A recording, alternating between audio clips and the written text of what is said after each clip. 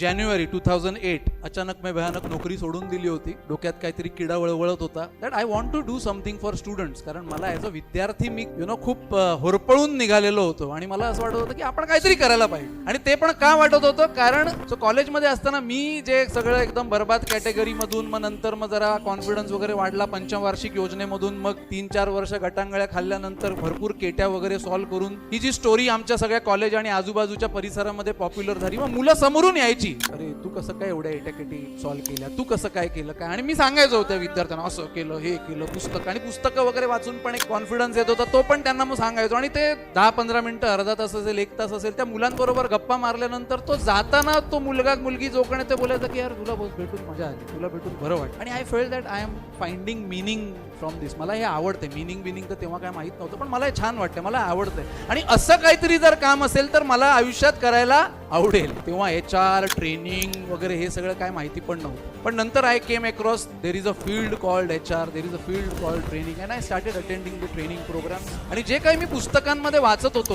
पुस्तकं म्हणजे अभ्यासाची पुस्तकं नाही, त्यावेळेला मी आठवतंय मला की मग यू कॅन विन असेल, how to win friends and influence people असेल, 7 हॅबिट्स असेल. त्यावेळेला 7 हॅबिट्स कळलं नव्हतं, पण मोटिवेशन भरपूर मिळालं होतं. ही सगळी पुस्तकं जी होती, या पुस्तकांमधून जे काय सांगण्यात येत होतं ते ट्रेनिंग मधून मला मिळत होतं. कारण I was of course very young, of course आता पण यंगच आहे. त्यावेळेला it was making so much of sense की असं वाटत होतं की यार हे सगळं का नाही सांगत आपल्याला शाळेमध्ये, हे सगळं का नाही सांगत आपल्या कॉलेजमध्ये. आणि म्हणून तेव्हा असं वाटत होतं की असं काहीतरी असायला पाहिजे ज्याच्यामध्ये हे सगळं शिकवतील मुलांसाठी. आणि 2008 मध्ये खरंच सांगतो, हौस इन ब्रॅकेट खास किडा जे काय म्हणाल त्याच्याने ती सुरुवात केली होती.